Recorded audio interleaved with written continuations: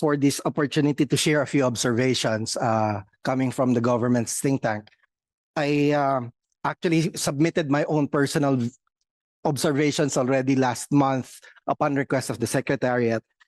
And allow me to just elaborate a little bit, partly because AIX has become important to me because of my own personal experience as a cancer survivor. In 2021, I faced, that was just during the pandemic. I needed help. My second bout with colorectal cancer after my first bout was in 1998, no?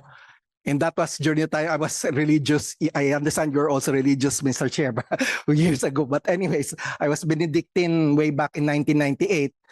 And at that time, my Benedictine family helped me. But now, in my second bout, I tried asking for help, ironically, from government agencies, but I did not get any assistance.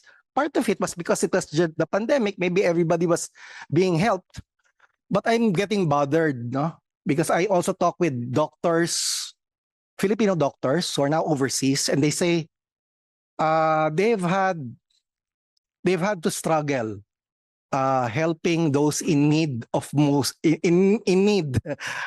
who are unable to be given treatments because it's not allowed by all our government protocols. Whereas if you're working in the UK, all you need to do is government pays everything, But here, maybe because also of our own resources, we've had difficulties. So, but the point that I'd like to say is that this AIX is going to be extremely important as an instrument in the context of the difficulties faced by many of our countrymen.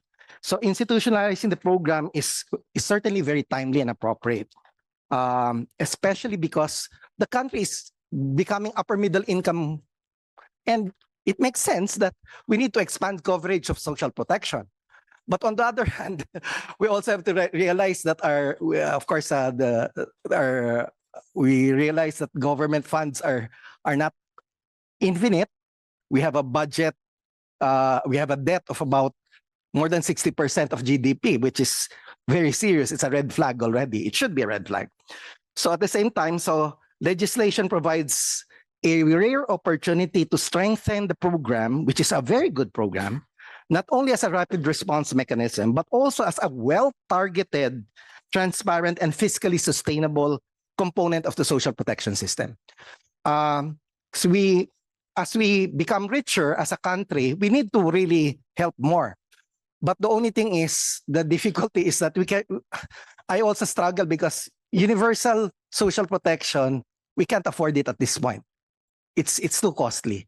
So those who can afford, they should pay.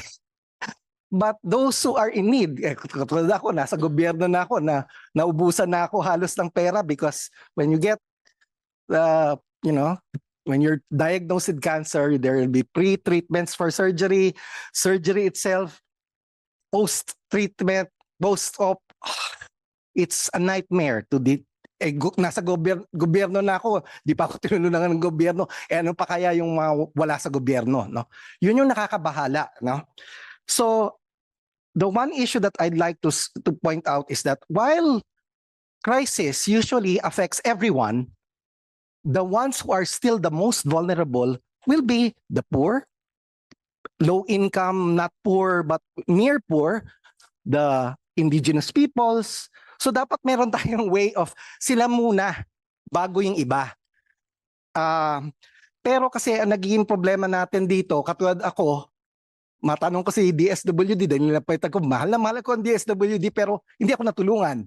Ang tanong ko, ilan kaya ang AIX na humihingi ng tulong sa kanila na nare-reject na katulad ko? Although hindi naman yata ako directly sa AIX nilagay, no? Hindi ako ni-refer, but I went to DSWD. I did not get any help.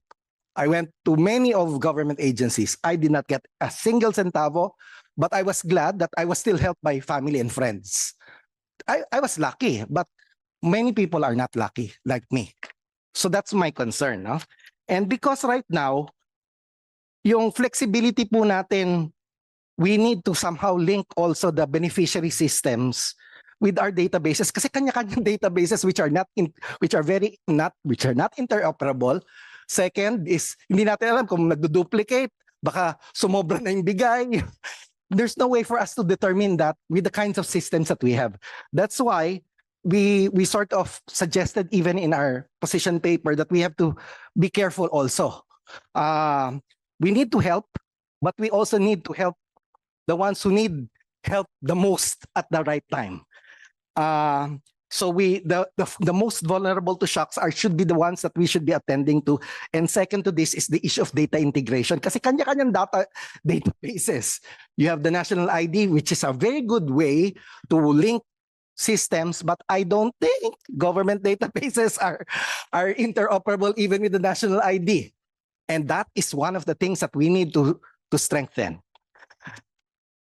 Without mandating interoperability with Listahanan, CBMS, PhilSys, all the different databases, alam niyo po as the former secretary of DSWD, ang daming databases sa loob ng DSWD.